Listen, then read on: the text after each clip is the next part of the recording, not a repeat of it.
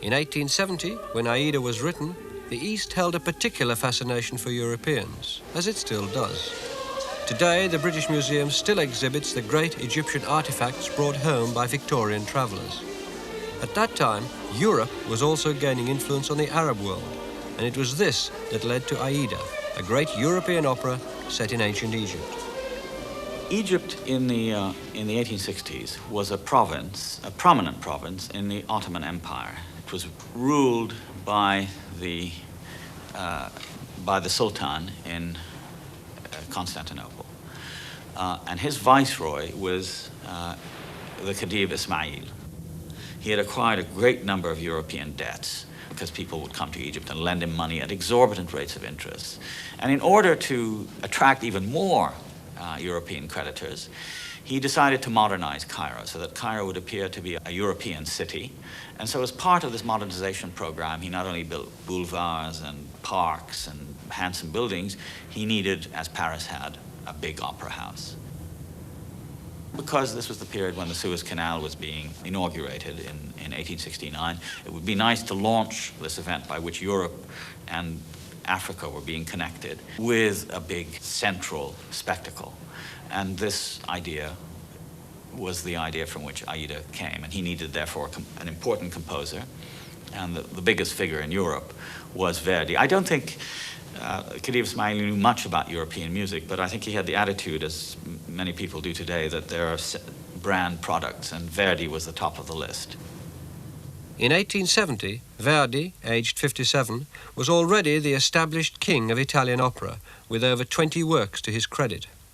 But recently, he'd been searching in vain for a new libretto to fire his imagination.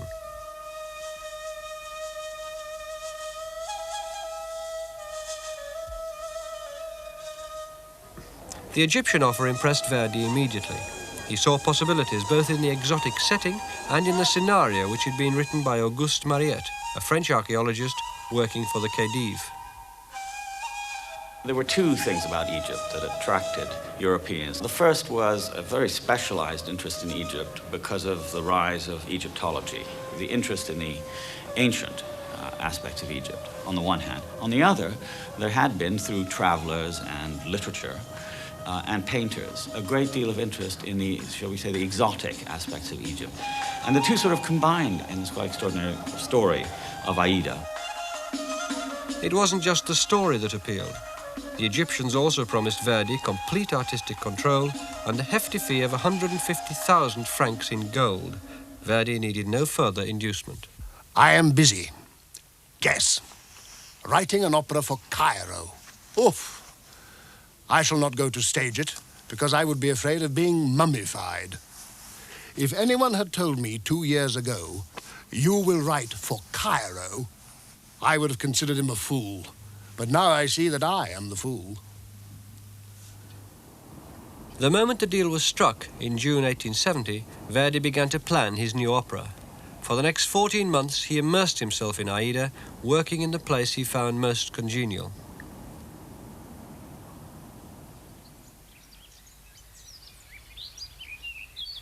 I do all my writing in the country.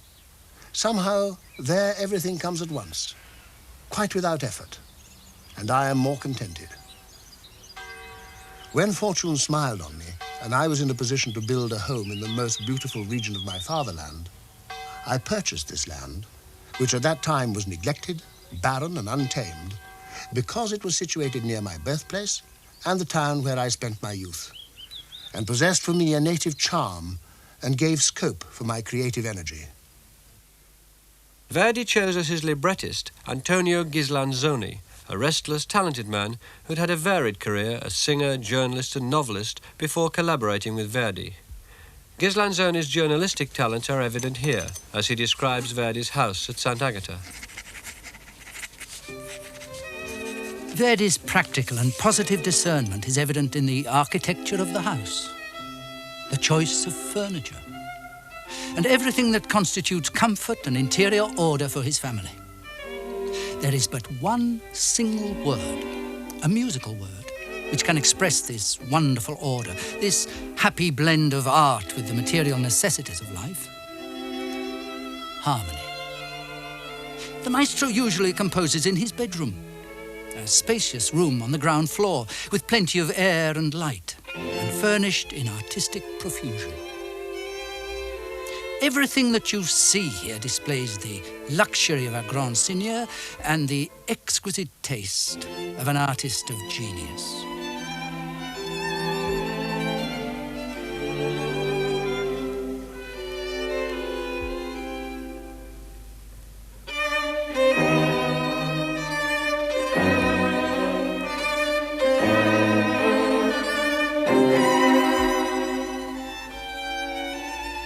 At 5 in the morning, he walks along the avenues of his estate, visits the fields and farms, and amuses himself sailing up and down the lake in a small boat, which he navigates skillfully. He does not pause for a moment. As respite from music, Verdi reads poetry, and he finds an outlet for his strong emotions by seeking refuge in history and philosophy. There is no branch of human knowledge which his restless mind, avid for culture, does not research with rapture.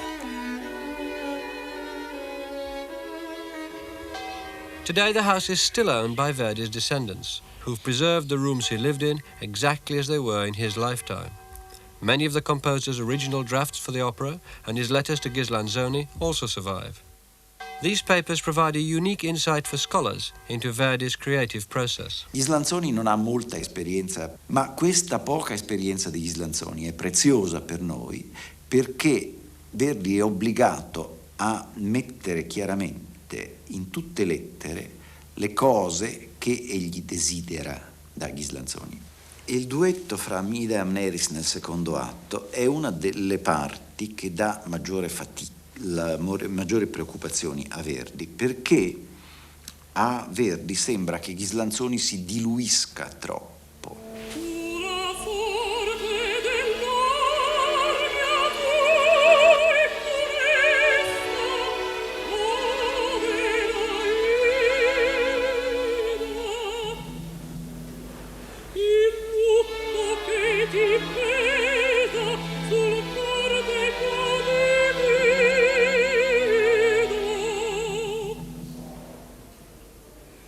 This duet from Act 2 of the opera develops from an apparently friendly conversation into a jealous confrontation, as Amneris' worst fears are confirmed. They both love the same man, Radames.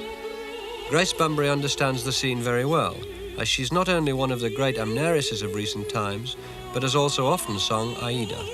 It's very simple because Verdi has written it all there. I mean, he goes from this very insinuating, soft music, how he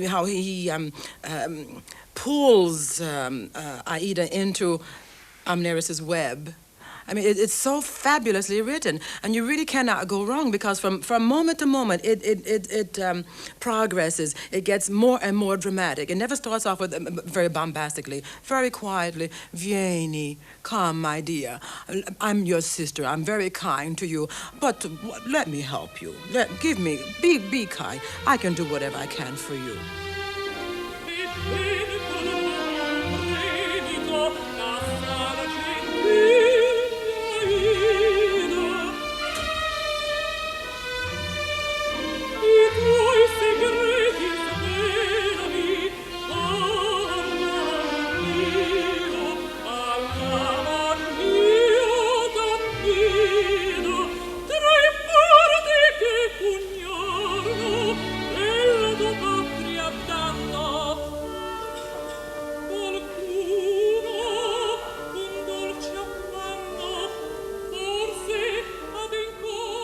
Verdi's letter to Ghislanzoni about this duet shows clearly their fundamental disagreement about how to build a scene that was both musically and dramatically effective. Esteemed Signor Ghislanzoni, in the duet, there are some excellent things at the beginning. But then, when the action warms up, it seems to me the theatrical word is missing. I don't know if I make myself clear when I say theatrical word, but I mean the word that clarifies and presents the situation neatly and plainly. For example, the lines, "With love for Radames I burn, to me you are a rival." What? You love him? I love him, I, the daughter of a king. seem to me less theatrical than the words, "You love him, but I love him too. Understand? The Pharaoh's daughter is your rival, Aida. You, my rival? So be it. I too am daughter."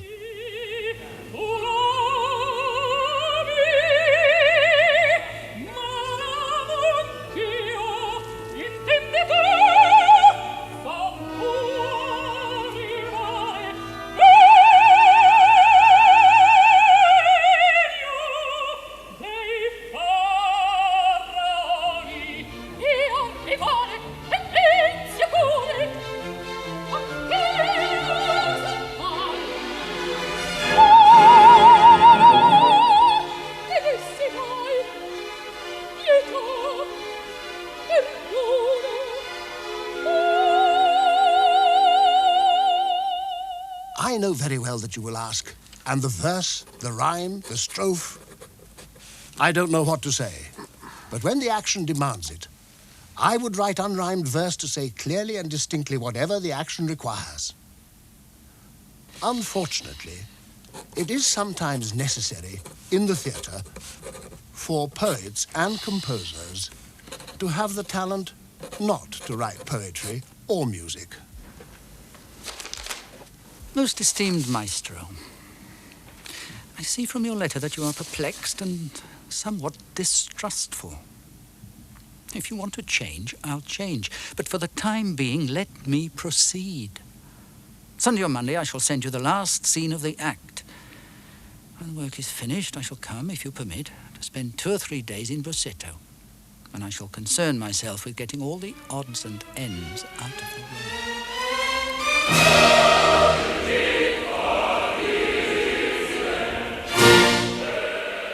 Ghislanzoni had better luck with the next scene, the great set piece of the opera. Much of the secret of Aida's lasting appeal lies here, in the grand portrait of the splendor and power of ancient Egypt.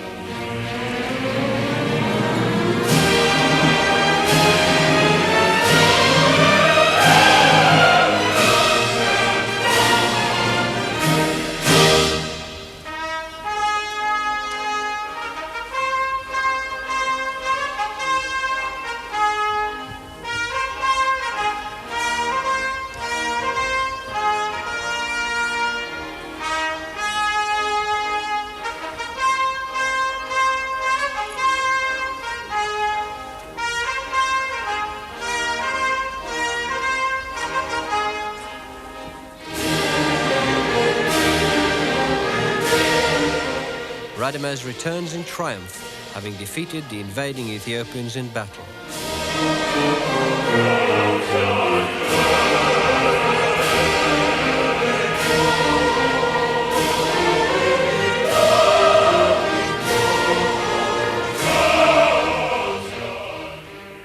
This is the best. You're talking about the triumphal scene is the best, more folkloric of all. Well, I am the winner. I'm coming on winner. Okay, yes, of course I enjoy it.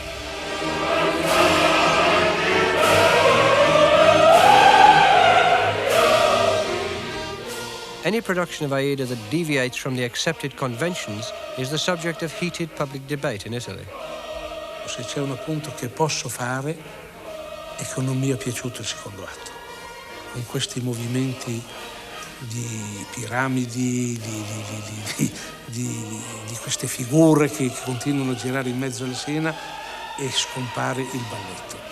C'è una confusione, uno guarda di qua, vede muoversi una piramide, vede Radames che viene in mezzo a queste piramidi che gli passano davanti, non sa, ma forse è Radames, forse l'Amonasro adesso penetra di qua, la Ida è lassù, l'Amneris non si vede perché è posta lì in alto, quindi c'è una confusione che svia il discorso musicale. The producer of a new staging of Aida at La Scala is caught between 2 conflicting demands. On the one hand, that he creates something new and exciting, and on the other, that he should satisfy the traditionalists. Luca Ronconi is one of Italy's leading theatre directors, best known for his controversial left-wing productions. His much-debated production of Aida, like everything else he does, was based on a carefully thought-out approach to the opera. La prima cosa era vedere che cos'è questa scena trionfale. è la celebrazione della gloria militare di Radames, ma mi sembrava che all'interno dell'opera, perlomeno della visione dell'opera che avevamo, dovesse essere anche una esaltazione e celebrazione della gloria dei faraoni, come diciamo, essendo il concetto della schiavitù uno degli elementi portanti della rappresentazione, mi è sembrato che si potesse rappresentare questa apoteosi del potere faraonico anche attraverso il lavoro, la fatica e la sottomissione dei personaggi che di fatto ci hanno lavorato o l'hanno realizzato. This theme of the subjection of people may not only refer to ancient Egypt. In the opinion of some, it also springs from the period when Verdi wrote Aida, when the colonial powers were expanding into Africa.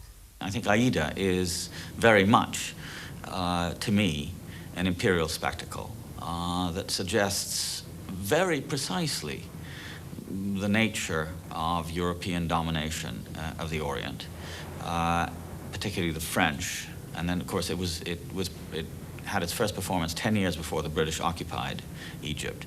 And it suggests to me a particular style of European dealing with the Orient. That is to say, we can write about it, we can perform about it, we can put on spectacles about it, but we can also do it there.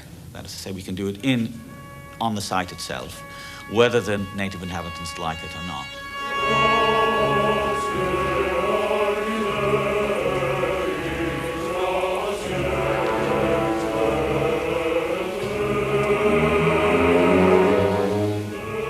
The triumphal scene is not only a grandiose spectacle. In the middle of it, a new character appears. Amonasro, king of Ethiopia and Aida's father, who warns her not to reveal his true identity to the Egyptians who have unknowingly captured him along with his soldiers.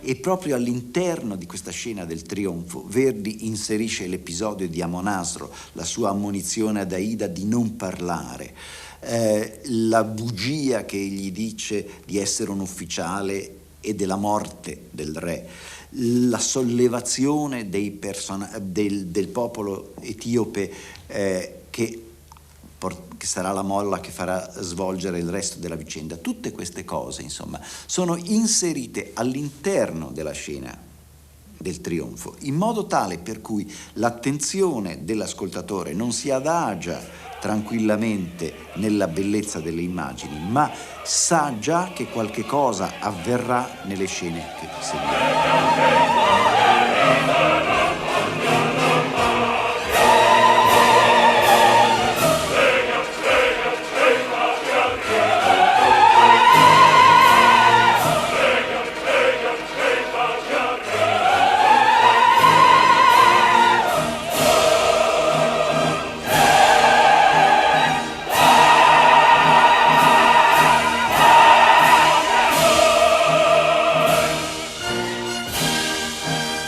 At the end of Act 2, Radames' triumph has been turned to ashes by the king's announcement that the young soldier shall marry his daughter.